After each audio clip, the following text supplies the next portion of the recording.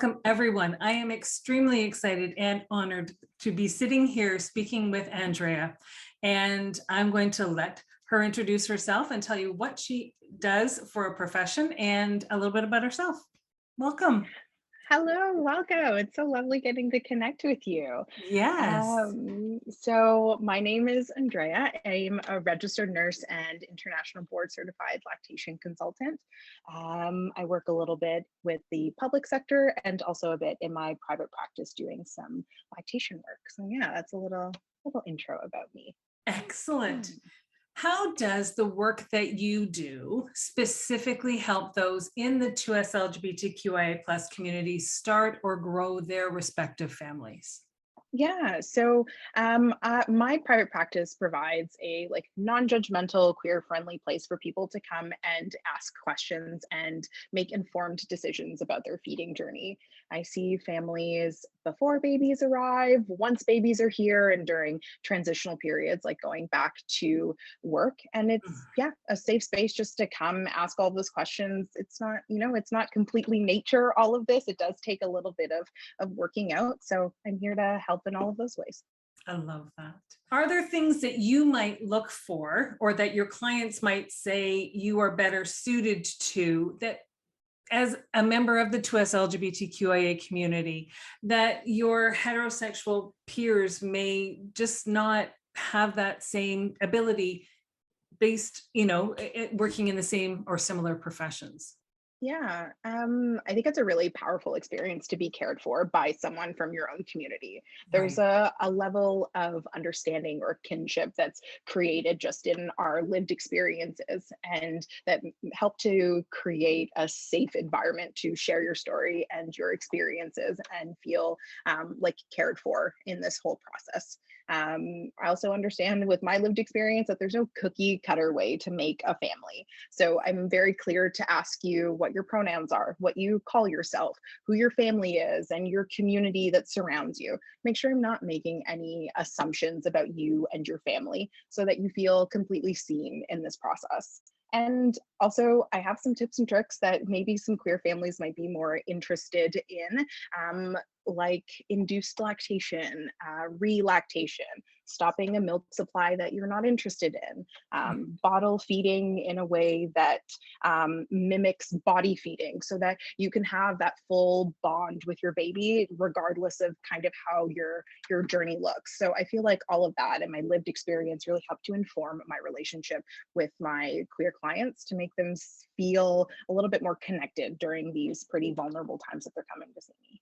Yeah, yeah. And you raised a good point, and you stated something there that I think is understood in the queer community differently than it is in the heterosexual community, and that is who their family is. Mm. Because it is not uncommon, unfortunately, in the world that we live in, for many members of our own community to feel isolated from their families of birth, and they create a family of choice and support. And I don't know, certainly I don't mean to dismiss and suggest that there are not heterosexual individuals who feel like they've had Hmm. to do the same kind of thing. Yeah. Absolutely, that is a fact. It is just a surprisingly large group of people in the 2S LGBTQIA plus community who feel that way. And so Mhm. to know that there's someone like you that welcomes them and the people that they've chosen in as well, that it doesn't just, oh, can only have your parents or your siblings here, but who are the people you've chosen, Mhm. right? Yeah. That's huge. Huge. Very And big. and to Yeah. feel safe and welcoming with that, right? Um, are there any pearls of wisdom that you've learned over the years working with your Mm. clients that they are especially lucky to learn from you, that they might not learn from anyone else? Oh, Sam. So I worked as a labor and delivery nurse for quite a few years. So I have seen lots It of all. families, yes, it all, and seen a lot of kind of what works for people and what kind of doesn't work. And for what works, I would say it's kind of like two categories. One, I would say plan for your birth. People always come in saying, I want a healthy baby. That's perfectly fine. I want a healthy baby for you. You want a healthy baby. Your whole medical team wants a healthy baby. I always encourage people to create a birth plan that goes beyond just the health of your baby. Consider things that might enrich your experience. Maybe that's music or a water birth. Maybe consider a doula. Maybe consider adding in some religious or cultural rituals or ceremonies, things that would really enrich your experience and not just focus on the end goal. There is, going through it and not just getting to the end of that. Yeah. And with that birth plan, share it with everyone. Share it at every appointment with your doctors, your doulas, your family, your partner. Make it known to absolutely everyone before you Yeah. even get to the hospital or Yes. your birth center or your home, everyone to know what that is. And if you're going to the hospital, print that out and they will put it in like the first page of your chart so everyone is aware of what's going Yeah. on. I think that would be my like number one thing for your birth. And then my second part is postpartum. Prepare for your postpartum journey. By that, I mean, how are you going to feed your baby? Lots Mhm. of people think that they only need to come and see a lactation consultant when things are going wrong and They baby is do. there. That's Yeah, right. right. Yeah. Do it So, before. yeah, I really encourage that. I really encourage you to have a Yeah. conversation with someone before, work out those kinks, ask those questions, and get like a plan that works for you and your family. So you work out those kinks. So by the time baby is here, you're not making up those steps in the moment while you're sleep deprived and your baby is screaming at you and you don't have the tools beforehand. And if Mhm. something, has a hiccup or goes wrong once you're feeding baby, then you already have a friendly face that knows you and your story. You don't have to explain your family all over again. We can just Mhm. pick up right up where we left off and try to help you with whatever issue that you're particularly going through at the time. Yeah. It Um, is always easier to ask a question or a favor or for help from someone who you've met before or spoken to before mhm. than while you're in the thick of the chaos, reaching out to a stranger, right? Yeah, I yeah, fully agree. Yes. absolutely. It's a stressful time. There's like a tiny human that's demanding to be fed, demanding your attention. And you don't want to be up at 3 o'clock in the morning Googling like, who is this Andrea girl? Can she help me? Right. So But she that's can. she can. I can definitely help you. But yeah, so getting that help beforehand so that you can really make sure that once you're in there, you have all of these rich supports to help you through. Two other things, make sure that you plan how to take care for yourself, right? You have to make sure you fill your cup so that you can take care of this crying human that's requiring so much of you. So Mhm. plan ways that you're going to get enough sleep. You're going to eat enough. You're going to drink enough. We always say in the hospital, sleep when baby sleeps. But honestly, I rarely ever see that happen, right? People really don't listen to that, or they have all of their family in at the same time and no one's sleeping and no one's doing other things. So I get it. It's a truly happy time, but really plan ways to take care of yourself and fill your cup because this is a roller coaster of a ride that you're going to be on. It's a fun one. It really is Yeah. an amazing one, but it is a ride. And Yeah. last one is your support system. Support systems are really, really important. And find ways to set boundaries with your support system. Tell your friends you can bring food, but you can only drop it at the door. Tell your partner, I need you to clean up the entire house. Find those boundaries where you can let people in to help you, but create them so that you feel, like you've created a safe space and people aren't overstepping your boundaries. My mom is lovely. She's lovely.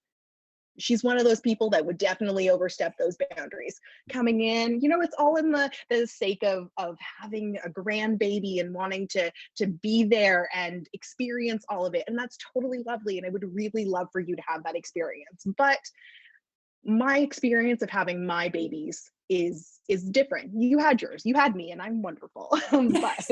And thank you for that. yeah, and thank But you for that. Right. But now I get to have my experience and I get to control it in a way that makes me feel empowered with myself and my wife so that we feel we got this really great experience. So I'm going to tell you, you can bring me food, you can drive me home from the hospital, you can do these things to really help me, but these other things I'm going to need you to respect my boundaries. So that is a really important one, and the pandemic allowed some people to have that Mhm. bubble in hospital, especially that they, some were really grateful for and others weren't, and that's fine. So it really, different strokes for different folks, but yeah, so Absolutely.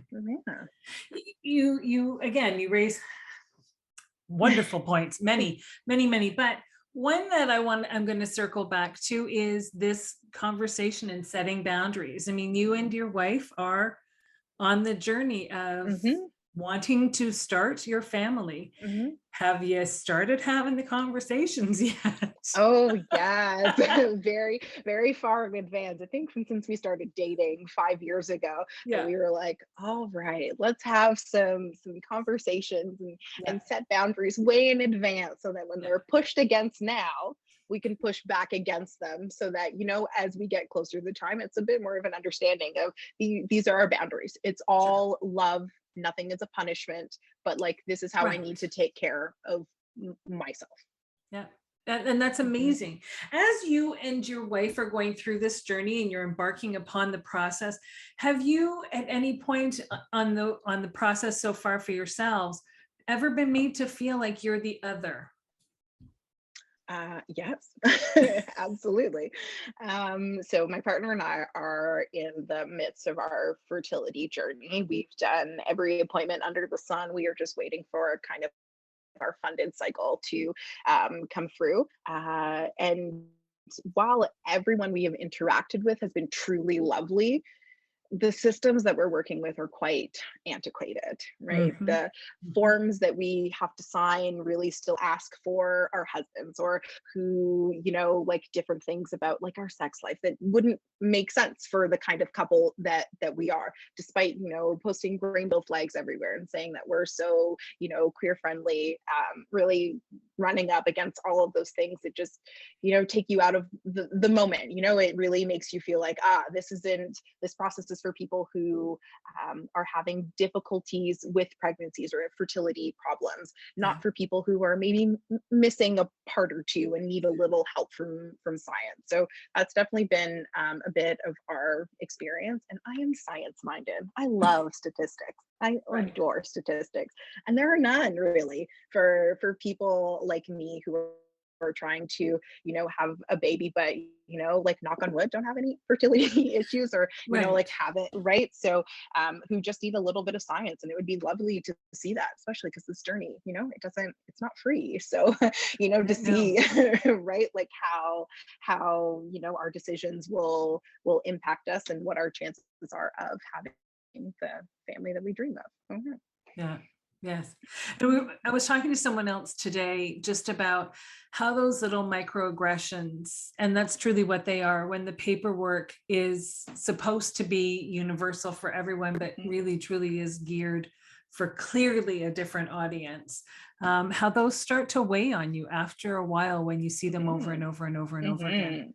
Yeah. Yeah. Yeah. Yeah, Because it's we supposed to have be a a great experience. yeah, and it's definitely been pretty fun. I've definitely had to manage some of my expectations. We like a part of our process is going to like a mandatory therapy session, which like Mhm. we were definitely bitter about in the beginning, um, but has turned out to be truly wonderful. The counselor that we connected with really was quite great, and helped us, like understand our journey a little bit more, and have such like grace and appreciation for creating our family with such incredible intention, and Yes. how incredibly special that is, to create our family in this way. So to frame it in a little bit of a different way, but definitely those microaggressions in the beginning riled me Yeah. up like no other. But Yeah. yeah, definitely we're, it's been like a year and a half of being like on a list, waiting doctor's appointments, all of these stuff. So it feels like a hurry up and wait situation, but we're It's hard. getting, yeah, but we're getting there, and it's getting really exciting. Mm. Excellent. I know that I asked this next question, understanding that there's always going to be inherent bias just simply because you've agreed to be a part of this show. So, you know, I say you as you're looking at this journey and starting this journey or being on it already, you're not just starting, you're well into the whole process of getting your baby and growing your family. Do you see a benefit from there being a show like this? And what kinds of things would you say would make this show more robust and appeal more to you, from where you guys are on your journey? Yeah, so we definitely deep dove into the internet, starting our journey, trying to find any couples who were like us, groups, all that. And we found quite a bit of that stuff. But what we found was lacking was kind of like someone who would be helpful in a show like this would be like maybe a fertility clinic or an IVF guru who gave you like a flow chart that tells you like if you want to go on this journey, if you say yes to this, go to the left. If you say no to that, go to the right. Just to kind of demystify the whole process and the steps that you have to go through once you start this journey. And honestly, the cost that each different thing, it really, really counts when, when you're counting Yeah. all of your pennies to demystify the money, the steps, all of that you can't find unless you like book an appointment with someone, and that appointment takes a couple weeks, and then they can't give you the full answer because you've got to speak to someone else. So constantly doing that back and forth and just Yeah. wanting those answers that like IVF coordinator or like a flow chart would Yeah. have been truly helpful and lovely. Yeah. And like a statistician to tell me what the odds are. I Yeah. could I could be the 0.01%, but at least if I know what everybody else is going through, I've got some idea of what to expect rather than this like choose your own adventure, which is so beautiful. It really is so beautiful, Yes. but it's confusing as all hell. It really is. It really It really is. is. It really is. Is there anything that we haven't covered yet that you were really hoping to make sure that we spent a few minutes discussing tonight? I'm not really sure. I think just kind of the importance of lactation consultants. I really wish that it was covered under OHIP and everyone got it for free. That would be my true like magic wand test. But yeah, understanding that it is really important, and putting that effort in at the beginning can really help your journey as you go along. And with that, I know that it's not for free.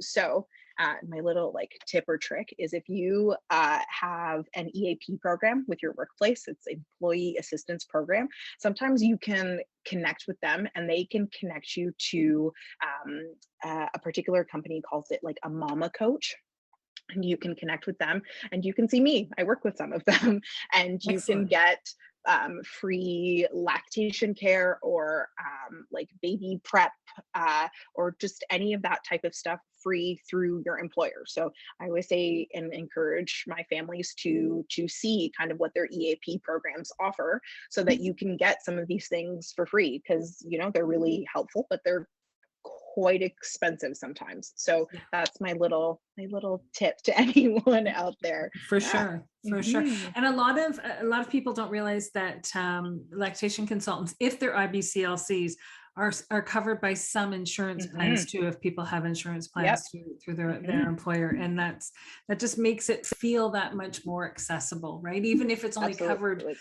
50%, 50% of a cost makes it feel like it's more manageable. And Hmm. and we have, if you're not feeding your baby from your body, then you're paying for baby food. So perhaps if you can invest a little bit into making sure Hmm. you've got that support and care from an IBCLC, you get the Yeah, food and the absolutely. advice and the wisdom and the experience, right? Yes. And a Yeah. happy cheerleader for you. Absolutely, absolutely. Somebody who's on your side, Hmm. because sometimes it feels, Hmm. I'm sure you've heard families questioning and friends and colleagues questioning when you're talking to a new parent about feeding their baby, and they're questioning, why are you still doing this?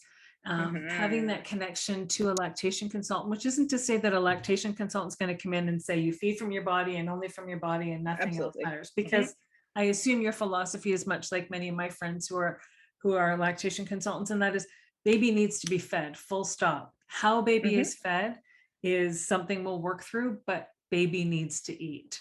And Absolutely. Yeah. but some of us feel deeply in our souls that we either will or won't feed from our bodies. And so to have people question us on either side Hmm. makes us feel unsupported. So having an LC in your corner is the kind of cheerleader that you just need to be able to lean on sometimes, Yeah, right? most definitely. Yeah. Yeah, Yeah. for We're sure. here for whatever makes you whole, happy, and empowered. I'm here Yeah, for your informed choice, not to push my choice onto you. right. Yeah, Yeah. fair, Mhm. fair. How do people find you? How do they get in touch with you and say, come help me, help me? Yeah. So I've got a website, which is babyhippie.ca. From there, you can connect with me through my Instagram, my Facebook, or just my email, which is info@babyhippie.ca. Yeah, BABYHIPPIE. I don't know if that's the right way everyone spells baby hippie, but that's mine. Sounds right to me. Um, yeah, so there you can connect with me. You can follow along on Instagram. I post some fun things, some real families going through stuff, and just some like helpful tips or tricks. So yeah, I'd love if you followed along on my journey and I could help you in any way. That'd be amazing. I love this. Thank you so, so much for taking the time to talk to us and Yeah. to give us some insight from your perspective and helping people just have happy parenting experiences when those Yeah. babies arrive. Yeah, it's been lovely connecting with you. I could talk about this stuff all day. So As can I. So I'll just hit stop here and then. sounds good. All right. Thank you Okay. so Thank much. you so much.